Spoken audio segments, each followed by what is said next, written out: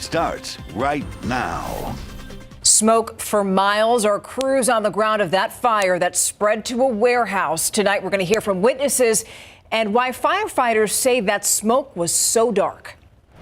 And a girl wakes up to face flames alone in her San Antonio home. How she managed to buy herself more time until rescue crews could arrive. It's been devastating, because it didn't just happen once. It didn't just happen twice. It's been more than that. Lost belongings, extensive damage. Homeowners say it's all because of drainage problems, but they're still waiting for repairs. How Bexar County is explaining the delayed work. But first, a girl pulled from the flames. San Antonio firefighters say that she was trapped on a roof as flames spread around her home. That was on Comet Manor near Loop 410 and Ray Ellison Boulevard on the southwest side. Yeah, firefighters believe flames first began in the home's kitchen. The girl says smoke alarms woke her up. She climbed out of her bedroom window onto the roof to alert firefighters she was there. That's where she was rescued.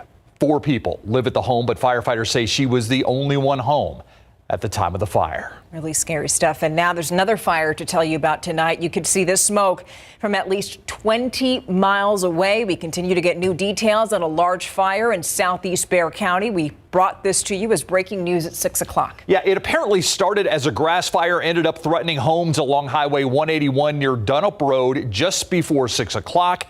The Night Team's Patty Santos joins us live. Patty, you spoke to several neighbors about just how close a call this was tonight. Yeah, the fire was right behind this fence here. The problem was that there was wind, and that wind was pushing the fire and the flames up and out right into these homes. Now, firefighters tell us they had enough crews here, and they were confident that this fire was contained, so they didn't have to evacuate people. We saw the smoke from military, like all the way from military, and then it was like right next to us. The fire was knocking on the door of residents at the Aztec Estate Mobile Home Park, right next door. I heard it like a small explosion. Those explosions, say Bexar County firefighters, were likely tires. The investigation is just starting, but firefighters think the fire initiated from a barbecue pit, which started a grass fire and spread to a warehouse full of stuffed animals. That corner of the building within 3 minutes, where you can see over to the right, that was already on fire and fully involved. The fire also took out some boats and RVs, but everyone made it out safely. The smoke could be seen all across San Antonio. It's the stuffing from the stuffed animals, right? That's what would be toxic or why it was so black in nature. The building is a storage facility for a circus company. The property is registered to Paul's Concessions. And State Highway 181 was closed for several hours, but it has now been reopened. And here's what's happening next. Firefighters have a bulldozer here. They're going to tear down that warehouse, and they're going to make sure that all those stuffed animals are completely out. We're live in the southeast Bexar County part. Patty Santos, KSAT 12 News. Thank you, Patty. A suspected human trafficker arrested again in less than a week. Police say they have evidence linking him to another teenage girl, and even more victims could still be out there.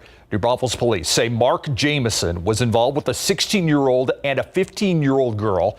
In each case, police say Jamison met the girls online before picking them up and taking them away to have sex. The Comal County District Attorney's Office requesting more conditions and a higher bond for this man. Anyone who believes they are a victim are encouraged to call New Braunfels police. Call Detective Richard Groff at the number on the screen right there, 830-221-4167. Tomorrow, we're expecting a report into the shooting at Robb Elementary. It's coming from the director of the Department of Public Safety. Now, to be clear, we don't know exactly what we're going to learn in that report, but of course, once we get it, we will bring it on to you. Now, in the meanwhile, the Public Safety Commission meeting is holding a hearing tomorrow at 9 in the morning. State Senator Roland Gutierrez and a number of Uvalde families are planning to be in Austin to testify, and of course, we're also going to have a crew there. There are 7 DPS officers under investigation by the DPS's Inspector General. On Monday, DPS suspended Texas Ranger Christopher Ryan Kindle for the actions that he failed to take during the response at Robb Elementary. And then just last week, DPS Sergeant Juan Maldonado was fired. And you have Crimson Elizondo, who's also under investigation.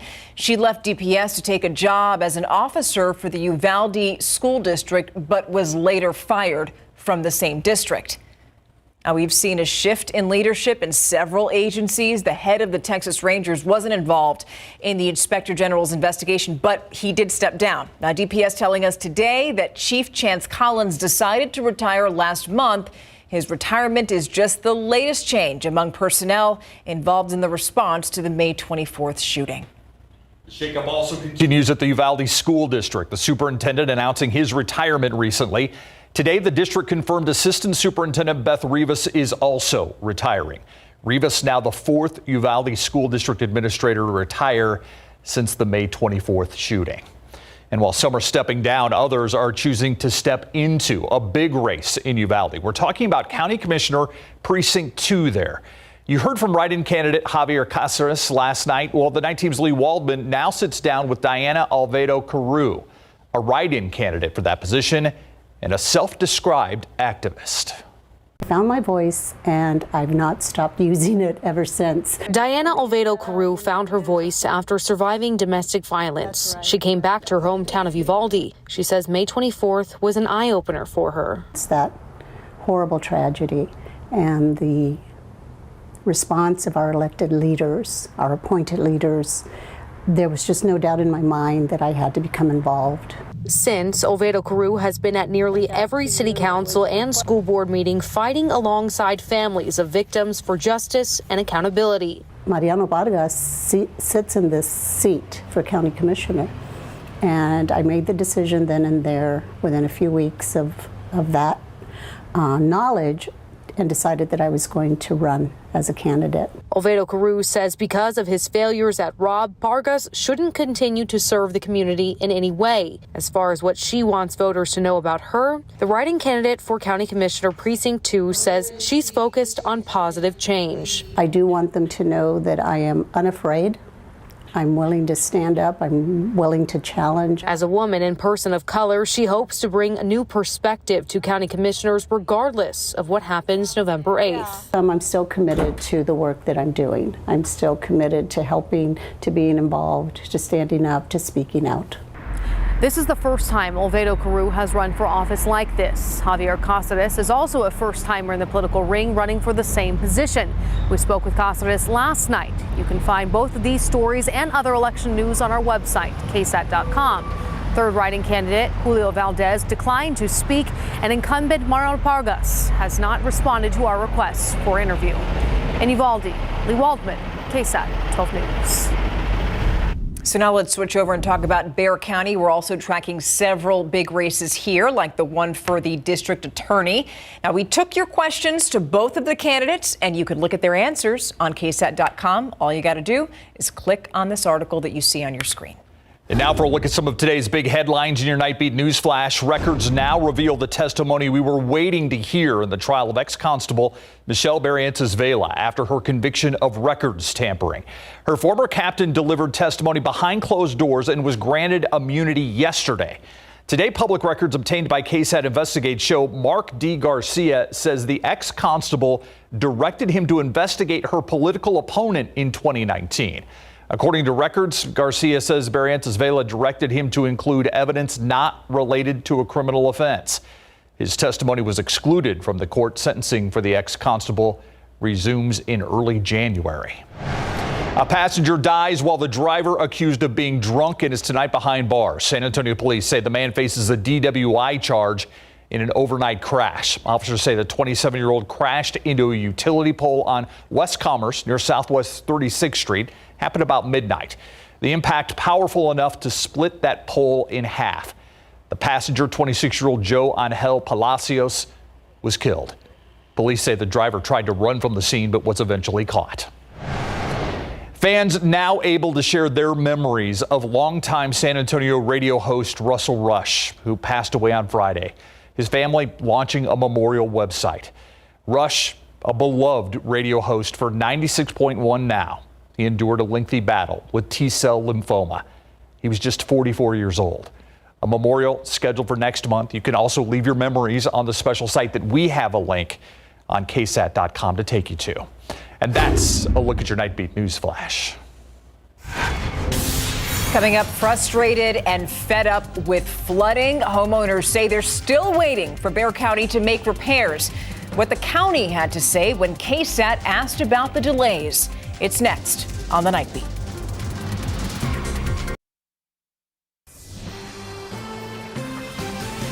No doubt the rain chances in the 10-day forecast may be a welcome sight for some, but it's also raised concerns for some Bexar County homeowners. As the Night Team's Alyssa Cole explains, the issue isn't how much rain falls, but exactly where it goes. You can't afford to lose all your possessions 2 or 3 times in your lifetime. Roger Rodriguez has lived in this Bexar County neighborhood by Highway 90 for nearly 40 years. He says irrigation canals and ditches once redirected water flow from neighbors' properties, but that's when it was farmland, and times have changed. The severeness started probably maybe 15 years ago. People are coming out more, building more houses. So that influx is not helping us at all. His wife, Patricia Rodriguez, says the retention ditch designed to capture excess rainfall is ineffective. It's owned by the county, and the couple believes it's to blame for several major floods inside their home. Water filled with fecal matter has destroyed walls, furniture, and family pictures. And it's not just me who experienced all this damage and all the issues. It's also my neighbor. The couple says they've asked Public Works for help since 2017. Crews came out in January, but the work remains unfinished. They failed us because the water stayed. Their test failed.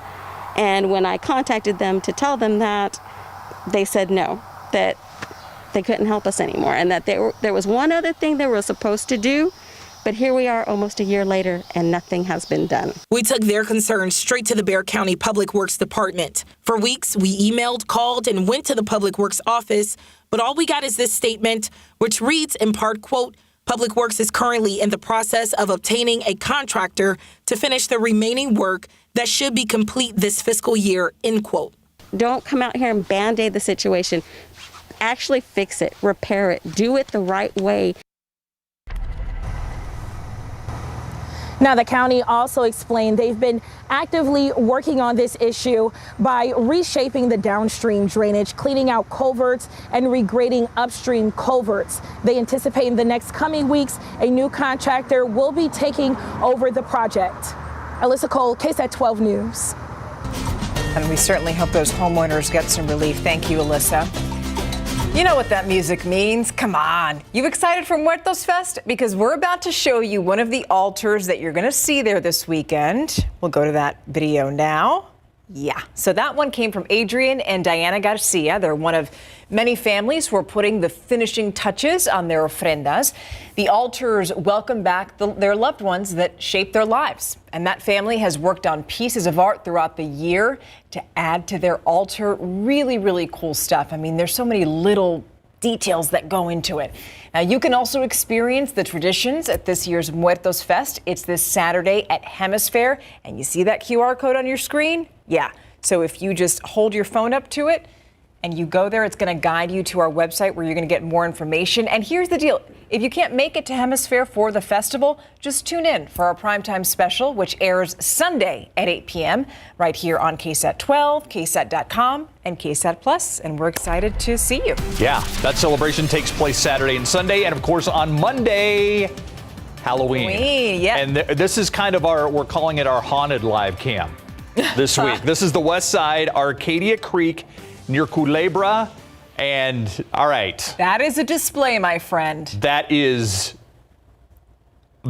impressive right there. Adam Caskey, this is like a Christmas display at Halloween. That's what I was thinking. And I'm starting to notice that Halloween is starting to take on that Christmas vibe when it comes to lights now and illumination at night. Not just a few decorations, but people going all out. And, you know, part of it's technology is allowing us to do that so nicely. You know what?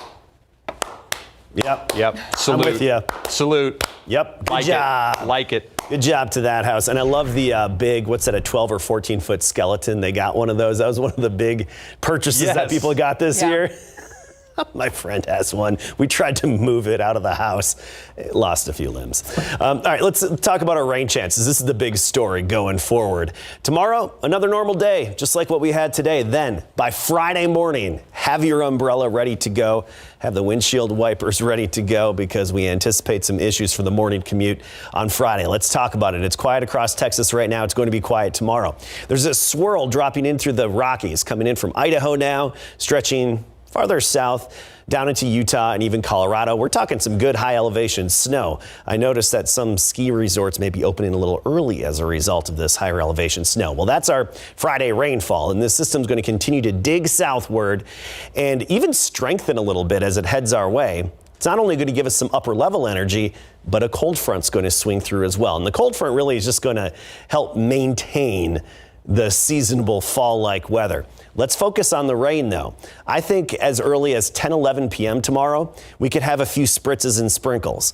Then we go through the night and just some isolated little showers here and there, becoming more numerous closer to sunrise. So notice 6 a.m. we start to see more activity on the radar screen. 7, 8, 9 a.m. Friday morning, more widespread, showers and storms more numerous, and we can't rule out an isolated severe storm with maybe some brief and severe gusty winds, something we're going to watch for, but it's on the low end of possibility right now. By and large, I think it's mainly just going to be a decent rain event for a good portion of our area, and it's out of here as we get into the afternoon.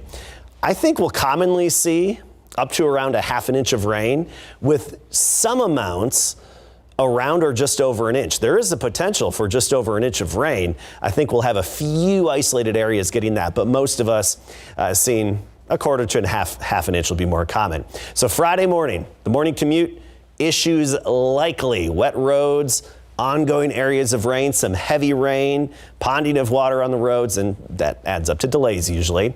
Evening commute, just fine. Good, clear sky and dry. And for Friday night football, pretty good, just breezy and cool, very fall-like, good football weather if you ask me. This is a stat we've been sharing with you, and I don't like this stat, but year to date, this year, 2022, goes down as the driest all the way up through this date with only 8.87 inches of rain. All right, quick look at temperatures, mixture of 50s and 60s, hill country 50s, 60s elsewhere. Well, even Converse at 59, but hello to 64.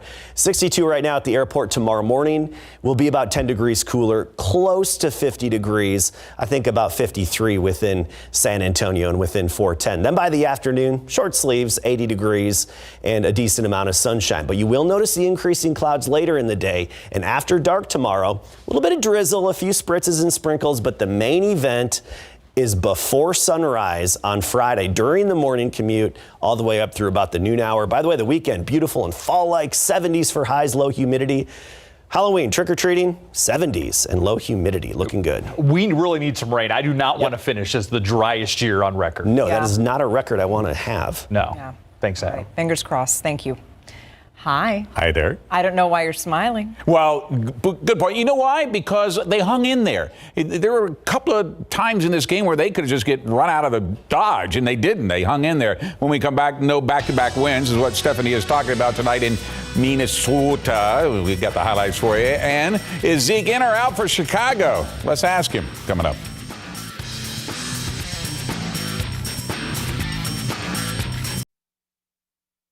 The Spurs looking to sweep their first road trip of the season as they face the Timberwolves for the second time in 3 nights, but they'd have to do it without Devin Vassell and Josh Primo, both out with injuries. First quarter, Jeremy Sohan nails his first NBA 3 of his career. Trey Jones tracks down the long rebound to start the fast break. He dishes it to Sohan for the bucket. Then Sohan knocks down his second 3 of his career, scoring 8 of the Spurs' first 10 points. But the Wolves knock down a franchise record for threes in a quarter with 10. They lead by 11 going into that second. Jones led the Spurs with 9 first-half points. It's 3 right here pulls the Spurs within 10, but the Wolves lead grows to 15, 68-53 at the break. T-Wolves lead balloons to 17 in the third. Keldon Johnson giving the Spurs some life as he drains the 3. A little later, Josh Richardson nails a straightaway 3 to cap off a 10-0 run to cut the T-Wolves lead down to 7. Richardson finds Jakob Poeltl now in the paint, and he finishes with a layup, and the Spurs are within 5, 80-75. But at the start of the fourth, the Spurs are back down double digits. Spurs got 27 from Keldon Johnson. All 5 starters are in double figures, but it wasn't enough. Spurs fall 134-122. But going 3-1 on their first road trip of the season is a big win.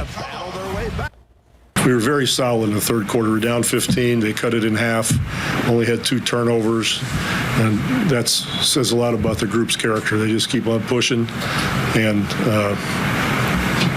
gave themselves an opportunity. All right, now they're headed back home where they host Chicago on Friday at 7:30 in the AT&T Center. Pro football coverage powered by Davis Law Firm. Dallas Cowboys and downstar running back Ezekiel Elliott when they host the Chicago Bears this Sunday at noon in AT&T Stadium. That is according to Clarence Hill of the Fort Worth Star-Telegram after he reports Elliott suffered a grade 2 sprain of his right knee and a painful thigh bruise in the Cowboys' 24-6 victory over the Detroit Lions last Sunday, even though that has been disputed by others. It happened in the second quarter when he took a direct helmet hit to his knee, but still managed to score 2 touchdowns after coming back. It is hope with the bye week next week, Elliott will be able to return against the Packers when Mike McCarthy returns to Green Bay for the first time since becoming the Cowboys head coach. But listening to Zeke, he hasn't closed the door on playing this Sunday. Knee feels all right. It's stiff. Just, dealing with just kind of getting a little stiffness out and just getting with the training staff and, seeing where we can get. How do you feel about Sunday? I don't know right now. We still got a lot of time before Sunday, but just right now I'm just focused on, getting this knee as healthy as I can by then. All right, meantime, the Houston Texans are preparing for the Tennessee Titans, who are 2.5-point favorites, and they come calling on NRG Stadium this Sunday at 3:05. Even though the Titans lead the division 4-2 record, while the Texans just won 4-2 and coming off that 38-20 loss against Las Vegas. That's after they were leading 20-17 going into the fourth quarter, and they were outscored 21-0. How frustrating is that for quarterback Davis Mills? Yeah, it's tough. Obviously, you got to see it realistically, but then, I'm a confident, optimistic person, so if you can play them close for 3.5 quarters, then you can find a way to finish games, and we just haven't been able to do that yet, but we know it's there. Our guys are confident in our abilities and what we're able to do out there, so if we put a full team game together, the sky's the limit. The UTSA Roadrunners with a first for player recovery next. The UTSA Roadrunners getting a much-deserved week off to heal up some of their mounting injuries after going 6-2, and they're undefeated in Conference USA at 4-0 with 4 games left to play. Still, the Roadrunners hit the practice field today with a little different schedule to accommodate the injuries, including cryotherapy treatments for the first time in the Jeff Traylor era to help players recover more quickly. Pretty expensive deal, so any boosters out there that wants to contribute to the UTSA football account, we'd appreciate it. But we gotta take some drastic measures and times when you're just this tired and this beat up and played that many games in a row. And I just felt it was what was best for our kids to get their legs back. It's kind of just like the ice tub, but without getting wet. So I prefer it more. I just think it's a lot more easier, and that's just something that I know a lot of guys like to do as well. All right, when the Roadrunners do resume their schedule, they'll travel to UAB on Saturday, November the 5th at 2:30. Bernie Champion will be the first boys water polo team from the San Antonio area to compete in the UIL State Tournament here. The Chargers defeated Clark in the regional finals 16-13, earned their spot. And now they have to prepare to make it even more history by taking on Richmond Foster in the state semifinals on Saturday at 1:30. I can't really describe the feeling. It's just like joy, It's our first year. We said we were going to do it, and we did it. We followed through. I just think it's incredible. Nerve-wracking. It's very exciting. It's all new to me, so it's exciting. We've been playing club for a long time. A lot of our starters have. In club, there's always a sense of camaraderie and like a team, but in high school, I feel like it's more. You want to go out there and you would do anything to win. Pretty cool since this is the first year as being UIL sanctioned, and the state tournament is here in San Antonio at the Josh Davis Natatorium. Pretty Absolutely. cool. Awesome. Yep. Good for them. All right. Thanks, Greg. We'll be right back after this. I didn't know food could be that spooky. Right? Apparently it can be. So maybe Texas Eats. There you go. GMSA at 4:30 in the morning. Thank you so much for joining us. Have an awesome night. We'll see you tomorrow. I've had food haunt me before.